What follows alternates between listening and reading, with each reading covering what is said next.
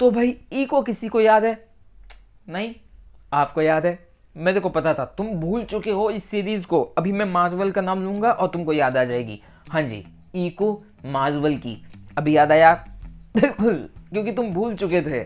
अब क्यों भूल चुके थे? क्योंकि ये सीरीज मार्वल ने बड़ी ही फुर्सत से फॉरगेटेबल बनाई है। तुम इसको देखते हो, भूल जाते हो ना। तो इस सीरीज के आने से पहले तुमको कुछ याद था इस सीरीज के बारे में, ना ये सीरीज देखने के बाद तुमको कुछ याद रहता है। ये पूरी तरीके से फॉरगेटेबल है हमारे लिए। मार्वल ने फेज 3 के बाद कई ऐसी फिल्में बनाई हैं जो कि डिसअपॉइंट करती है, बहुत ही भारी वाली, मतलब गालियां देने का मन करता है, लेकिन वो सीरीज तुम्हारे दिमाग में रहती है एक बुरे सपने की तरह। लेकिन इको सीरीज ना तो ज्यादा अच्छी है और ना ही कम बुरी। मतलब सोचो कितने तरीके से बनाया होगा इस सीरीज को। देखो, ये वीडियो कोई इको का रिव्यू नहीं है, क्योंकि भाई रिव्यू का तो टाइम गयो इस सीरीज को। ये वीडियो इसलिए है क्योंकि मेरे को जानना है कि भाई मार्वल को अपने ही कैरेक्टर्स पे कोई भरोसा नहीं है क्या? मतलब फेमस कैरेक्टर की जरूरत पड़ रही है उसको अपने नए कैरेक्टर को इंट्रोड्यूस करने के लिए। कोई मेरे को इस सवाल का जवाब दे दे तो मैं भी जानूं भाई कि क्यों मार्वल ऐसा क्यों कर रहे हो भाई। मतलब तुमको भरोसा नहीं रह गया क्या अपने ऑडियंस पे? जो कि हाँ, तुम्हारे जैसे लक्षण है अभी जो तुम बना रहे हो, जिस तरीके से बना रहे हो उस हिसाब से तो ऑडियंस कम ही आएगी इस सीरीज को देखने के लिए, और शायद कम ही आई होगी। लेकिन फिर भी सोचा जाए तो भाई गजब है ये मार्वल ये स्ट्रेटेजीज क्यों अपना रहा है, अब वो मार्वल ही जाने। देखो, मार्वल से जो हम सिंपल सी चीजें चाह रहे थे ना, सीरियसनेस, फालतू के जोक्स नहीं, मार्वल अपनी कहानियों को थोड़ा सा डार्क टोन में रखे, थोड़ा सा वॉयलेंस चखा दे हमको, क्योंकि ये सारी चीजें मार्वल हमको लगभग इस सीरीज में देता है इको की। लेकिन भाई क्या ही फायदा है जब तक तुम्हारा बेस ही अच्छा नहीं है। तुम खुद कंफ्यूजिया गए हो कि भाई तुम दिखाना क्या चाहते हो और किसे दिखाना चाहते हो। तुम खुद ही अपने कैरेक्टर की इज्जत नहीं कर रहे। सोचो, इको को तुमने सबसे पहले कहाँ देखा था? हॉकाई की सीरीज में। फिर तुमको इस कैरेक्टर से बिल्कुल भी कोई फर्क नहीं पड़ा। फिर अचानक से हॉकाई की सीरीज खत्म हो जाने के बाद एक अनाउंसमेंट आती है कि इको को एक अलग सीरीज मिलने वाली है, सेपरेट। मतलब हद होती है यार, एक ऐसा कैरेक्टर जिसको तुमने एक आधे घंटे के लिए बता दिया, फिर उसको डायरेक्ट उसकी सीरीज ही दे दी। ऑडियंस के लिए तो ये चौंकने वाली बात थी ही, लेकिन इस अनाउंसमेंट को भी लोग पूरी तरीके से भूल चुके थे कि ये आने भी वाली है। फिर इसके आते हैं ट्रेलर्स, टीजर्स, फिर लोगों को याद आता है कि भाई ये भी आने वाली थी क्या? हाँ, अब याद आया। और जब ऑडियंस ट्रेलर देखती है तो लोग पूरी तरीके से खुश हो जाते हैं। मतलब उन्होंने क्या ही देख लिया, इतनी अमेजिंग चीज। नहीं भाई, मैं इको के कैरेक्टर की बात नहीं कर रहा, मैं किंग पिन और डेयरडेविल के कैरेक्टर्स की बात कर रहा हूँ। हमने ट्रेलर में उनको देखा और उन्हीं से अट्रैक्ट हुए।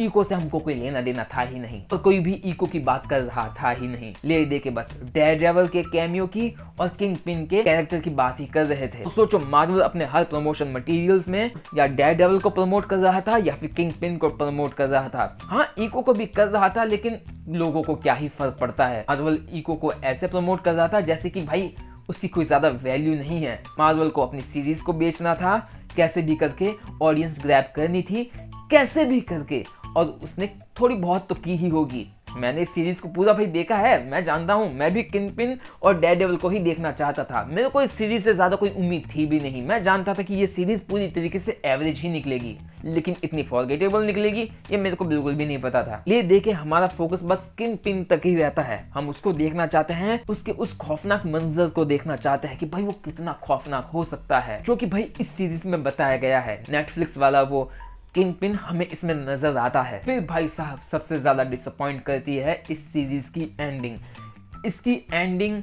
ये पूरे के पूरे शो को जो थोड़ा सा बेहतर बना सकती थी, बर्बाद कर देती है। अब देखो, जिस कैरेक्टर को, जिस विलन को तुम ये कहकर इंट्रोड्यूस करते हो कि भाई ये स्ट्रीट लेवल वाला थैनोस होने वाला है, उसी को तुम सीरीज के अंत में रुला के भगा देते हो। मतलब कसम से इको अपनी पावर से उसके पास्ट को याद दिलाती है और उसको रुला देती है और उसको भगा देती है। मतलब हद होती है यार, मैं ये नहीं चाहता था कसम से। और हाँ भाई, डेयरडेविल के कैमियो की तो हम बात करना भूल ही गए। देखो कितनी फॉरगेटेबल है। चार्ली कॉक्स के डेयरडेविल की बात नहीं की हमने, और भाई करे भी कैसे, वो भी एक फॉरगेटेबल कैमियो ही रह गया इस सीरीज की वजह से। सीरीज के फर्स्ट एपिसोड को एक्साइटिंग बनाने के लिए इन्होंने अचानक से डेयरडेविल को ला दिया।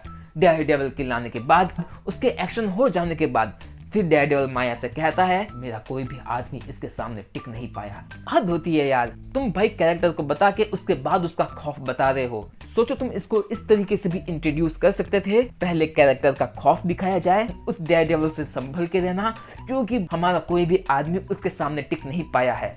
फिर आती है डेयरडेविल की एंट्री, और भाई इस सीरीज में वो पूरी तरीके से आइकॉनिक हो जाता है, एक यादगार मोमेंट हो जाता है। लेकिन नहीं, अचानक से डेयरडेविल आता है, 2 मिनट से भी कम की एक्शन करके पता नहीं कहीं चला जाता है, पता ही नहीं चलता, तुम पूरी तरीके से उसको भूल जाते हो। बस ले दे के वो पहला एपिसोड ही है जो थोड़ा सा एक्साइटिंग होता है, बाकी सीरीज इतना प्लेन चलती है जिसकी कोई हद नहीं। लेकिन फिर भी तुम उसको चौथे एपिसोड तक सहन कर लेते हो, क्योंकि 5वां एपिसोड तुमको इतना डिसअपॉइंट करता है उसकी हद नहीं। खैर, तुमको मार्वल की ये इको याद थी या नहीं थी, और अगर थी तो तुमको ये सीरीज कैसी लगी? ये वीडियो अच्छा लग गया हो तो, जो कि शायद लगा ही होगा, और लगा है तो भाई वीडियो को लाइक कर देना और चैनल को सब्सक्राइब कर देना।